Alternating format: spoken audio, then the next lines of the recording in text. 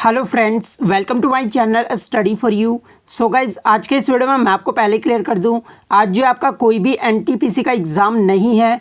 बस मैं ये वीडियो उन बच्चों के लिए लेकर आया हूं जिनका आगे आने वाले शिफ्टों में जो है एनटीपीसी का पेपर होने वाला है। और मैं आपको 100% ये गारंटी देता हूँ कि आपके एनटीपीसी एग्ज़ाम में जो है इसी प्रकार से जो है प्रश्न पूछे जा रहे हैं। तो जिनका भी आगे आने वाले शिफ्टों में एनटीपीसी का पेपर है वो इस वीडियो को जो है लास्ट तक ज़रूर देखिएगा। और आपसे रिक्वेस्ट करता हूं, अभी तक आपने मेरे चैनल को अगर सब्सक्राइब नहीं किया है तो रेलवे से रिलेटेड पल पल के अपडेट के लिए जो है चैनल को सब्सक्राइब ज़रूर कर दीजिएगा। और बगल में ही आपको एक बेल आइकन यानी घंटे का निशान भी दिख रहा होगा, तो आप उसे भी जो ज़रूर प्रेस कर दीजिएगा। तो चलिए वीडियो को स्टार्ट करते हैं। आपका पहला क्वेश्चन है दोस्तों कि जामा मस्जिद का निर्माण जो है ये पूरा यानी पूर्ण जो है ये कब हुआ था। तो देखिए, जामा मस्जिद का जो निर्माण है ये आपका 1656 में पूरा हुआ था। तो 1656 आपका यहाँ पे करेक्ट आंसर हो जाएगा।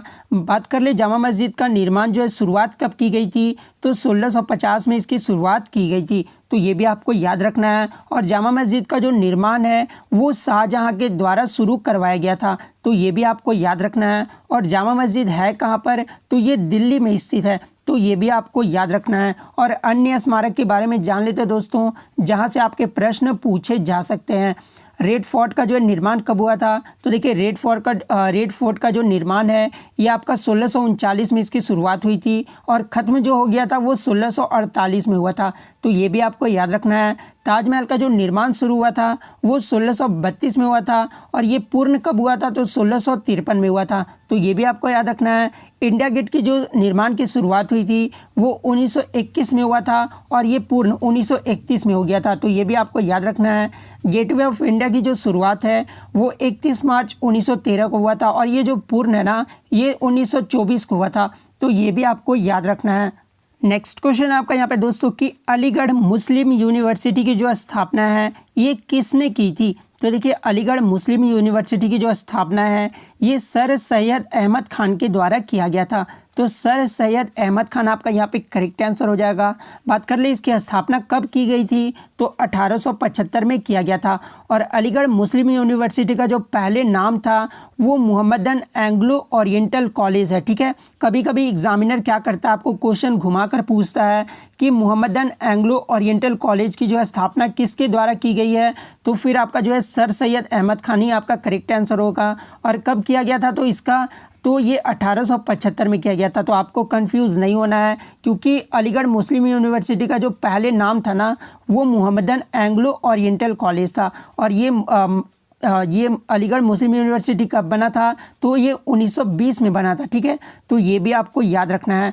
नेक्स्ट क्वेश्चन आपका यहाँ पर आया था दोस्तों कि भारत का जो है दक्षिणतम पॉइंट कौन सा है। तो देखिए, भारत का जो दक्षिणतम पॉइंट है ना वो आपका इंदिरा पॉइंट है, तो इंदिरा पॉइंट आपका यहाँ पे करेक्ट आंसर हो जाएगा। और ये कहाँ पर है, तो ये निकोबार आइलैंड में है, ठीक है। तो ये भी आपको याद रखना है। कभी कभी पूछ दिया जाता है कि इंदिरा पॉइंट जो ये कहाँ पर है, तो ये निकोबार आइलैंड में है। नेक्स्ट क्वेश्चन आपका यहाँ पे है दोस्तों कि सांबर झील जो है ये कहाँ पर है। तो देखिए, स्टैटिक जीके से जो आपके हर शिफ्ट में प्रश्न पूछे जा रहे हैं लगातार, इसलिए मैं ये क्वेश्चन आपके लिए लेकर आया हूँ। तो सांबर झील जो है ये राजस्थान राज्य में है, तो राजस्थान जो है आपका यहाँ पे करेक्ट आंसर हो जाएगा।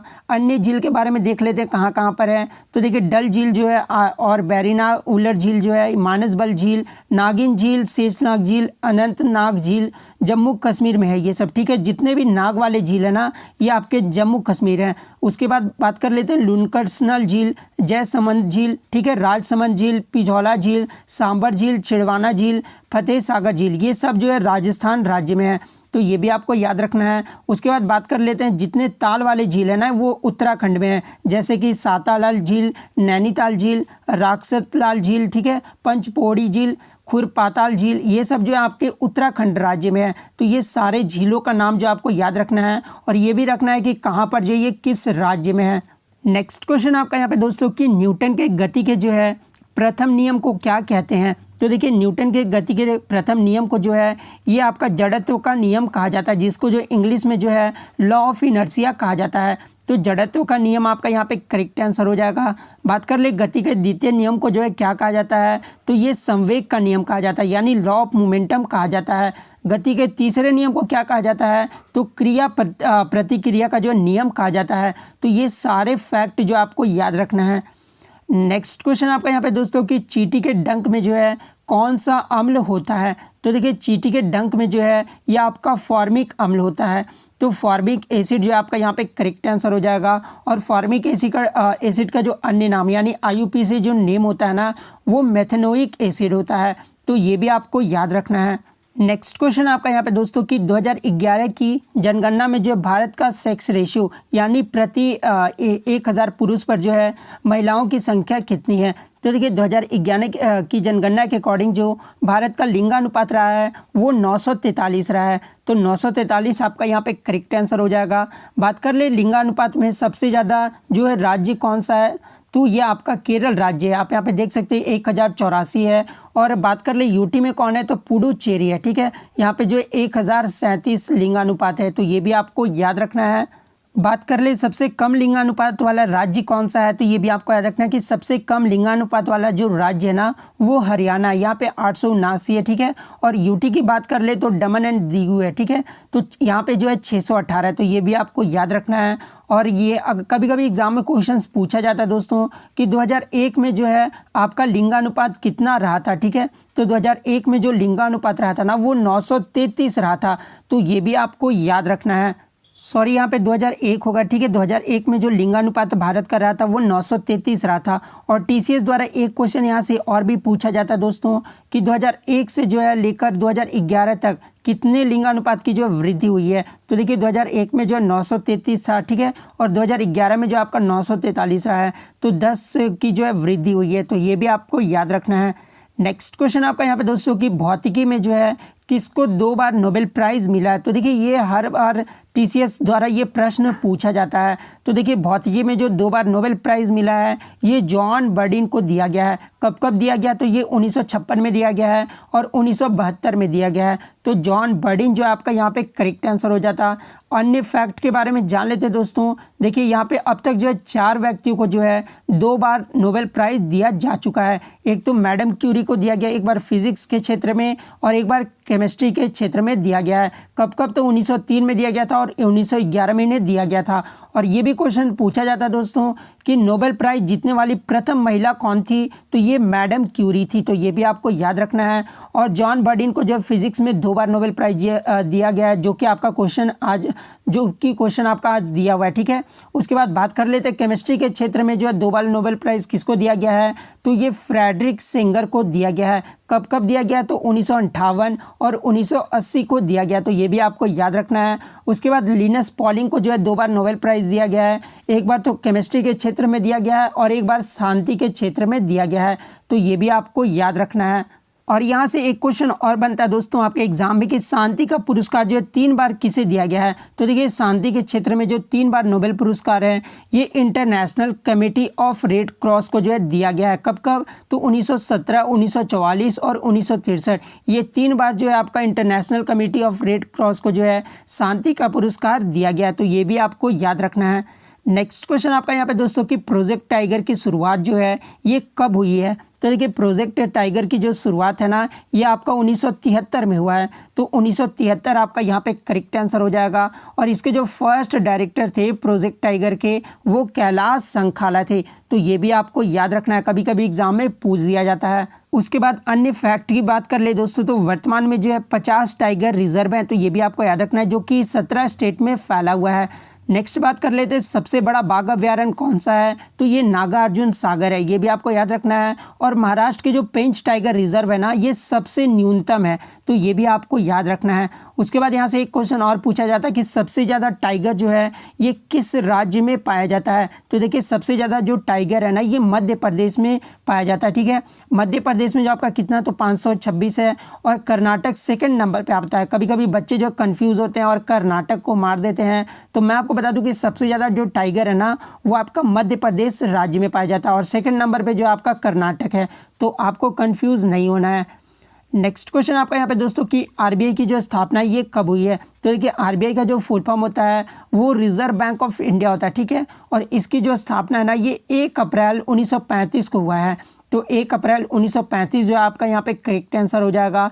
वर्तमान में जो आरबीआई के गवर्नर हैं वो शक्तिकांत दास हैं, तो ये भी आपको याद रखना है। और फर्स्ट गवर्नर जो रहे थे आरबीआई के वो ऑसबोर्न स्मिथ रहे थे, तो ये भी आपको याद रखना है कि फर्स्ट गवर्नर कौन थे आरबीआई के, तो ऑसबोर्न स्मिथ थे। और वर्तमान में जो आरबीआई के गवर्नर हैं ये शक्तिकांत दास हैं। और यहाँ से एक क्वेश्चन और आपका बनता है दोस्तों कि आरबीआई का जो राष्ट्रीयकरण कब किया गया था, तो ये भी आपको याद रखना है कि 1 जनवरी 1949 को जो है आरबीआई का राष्ट्रीयकरण किया गया था। आरबीआई के जो एक तो आपके गवर्नर होते हैं और 4 जो होते हैं वो डिप्टी गवर्नर होते हैं। चारों डिप्टी गवर्नर का नाम आपको याद रखना है, BP Kanoongo, MK Jain, MD Patra और एम राजेश्वर राय। ये जो है अभी 4 डिप्टी गवर्नर हैं आपके आरबीआई के। नेक्स्ट क्वेश्चन आपका यहाँ पे दोस्तों कि बुलंद दरवाजा को जो है अकबर ने किस विजय के बाद बनाया था, तो देखिए ये जो बुलंद दरवाजा है ये फतेहपुर सीकरी में, ठीक है। और इसे जो अकबर द्वारा गुजरात पर विजय प्राप्त करने की स्मृति में जो है ये डोर ऑफ विक्ट्री यानी बुलंद दरवाजा का जो है निर्माण करवाया गया था। कब किया गया था, तो 1602 ईस्वी में। तो ये भी आपको याद रखना है, यानी गुजरात पर जो विजय प्राप्त आपका यहाँ पे करेक्ट आंसर हो जाएगा। और आपको बता दें दोस्तों कि ये जो बुलंद दरवाजा ये फतेहपुर सीकरी में है और ये जो है जामा मस्जिद का मुख्य प्रवेश द्वार भी है, तो ये भी आपको याद रखना है। और इसका निर्माण कब हुआ था, तो 1602 ईस्वी में किया गया था। नेक्स्ट क्वेश्चन आपका यहाँ पे कि यूनिसेफ का जो मुख्यालय है वो कहाँ पर है, तो देखिए आपके एनटीपीसी एग्जाम में जो है मुख्यालय से भी जो है प्रश्न पूछे जा रहे हैं। तो यूनिसेफ का जो फुल फॉर्म होता है वो यूनाइटेड नेशंस चिल्ड्रंस फंड होता है, ठीक है। और इसका जो मुख्यालय है वो आपका न्यूयॉर्क सिटी में है, तो न्यूयॉर्क सिटी आपका यहाँ पे करेक्ट आंसर हो जाएगा। बात कर ले इसका स्थापना कब किया गया था, तो यूनिसेफ का जो स्थापना है वो 11 दिसंबर 1946 को किया गया था, तो ये भी आपको याद रखना है। और वर्तमान में जो इसके कार्यकारी निदेशक यानी एग्जीक्यूटिव डायरेक्टर हैं वो हेनरिटा H4 हैं, तो ये भी आपको याद रखना है। नेक्स्ट आपका यहाँ पे दोस्तों कि वायरलेस टेक्नोलॉजी ब्लूटूथ के आविष्कारक कौन थे, तो देखिए वायरलेस टेक्नोलॉजी ब्लूटूथ के जो आविष्कारक थे ये जाप हार्टसेन थे, ठीक है। तो जाप हार्टसेन जो आपका यहाँ पे करेक्ट आंसर हो जाएगा। इन्होंने कब आविष्कार किया था वायरलेस टेक्नोलॉजी ब्लूटूथ का, तो 1994 में किया था, तो ये भी आपको याद रखना है। नेक्स्ट क्वेश्चन आपका यहाँ पे दोस्तों कि भारत के जो है अंतर्देशीय जलमार्ग यानी आइलैंड वाटरवेज की कुल लंबाई कितनी है, तो देखिए भारत के अंतर्देशीय जलमार्ग की जो कुल लंबाई है ना वो 14,500 किलोमीटर है, तो 14,500 किलोमीटर आपका करेक्ट हो जाएगा यहाँ पर। नेक्स्ट आपका यहाँ पे कि पितरस जो यानी बाइल जूस जो है ये कहाँ पे स्रावित होता है, तो देखिए ये जो पितरस है ना ये आपका लीवर में स्रावित होता है। और स्टोर कहाँ पे होता है, तो ये गॉल ब्लैडर में होता है, तो ये भी आपको याद रखना है। तो लीवर जो है आपका यहाँ पे करेक्ट आंसर हो जाएगा। नेक्स्ट क्वेश्चन आपका यहाँ पे दोस्तों कि पहली बार जो है भारत में रेल कब चली थी, तो देखिए पहली बार जो भारत में रेल चली थी वो 16 अप्रैल 1853 को चला था, तो 16 अप्रैल 1853 आपका यहाँ पे करेक्ट हो जाएगा।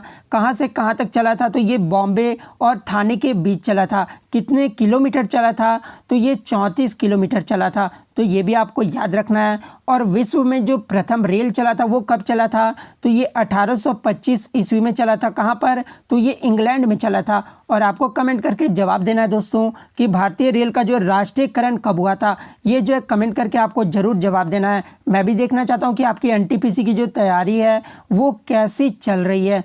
तो अगर वीडियो अच्छी लगी हो दोस्तों तो वीडियो को जो है लाइक करना बिल्कुल भी मत भूलिएगा। और बहुत सारे बच्चे कमेंट करके बोलते कि 15 जनवरी को आज तो एग्ज़ाम है ही नहीं, तो मैं पहले ही आपको वीडियो में मेंशन कर दिया हूँ बच्चों कि आज जो आपका कोई भी एग्ज़ाम नहीं है। बस मैं ये वीडियो उन बच्चों के लिए बना रहा हूँ जिनका आगे आने वाले शिफ्टों में एग्ज़ाम है। तो अगर चैनल पर नए तो चैनल को सब्सक्राइब ज़रूर कर दीजिएगा। तो मिलते हैं नेक्स्ट वीडियो में, तब तक thank you, all the best.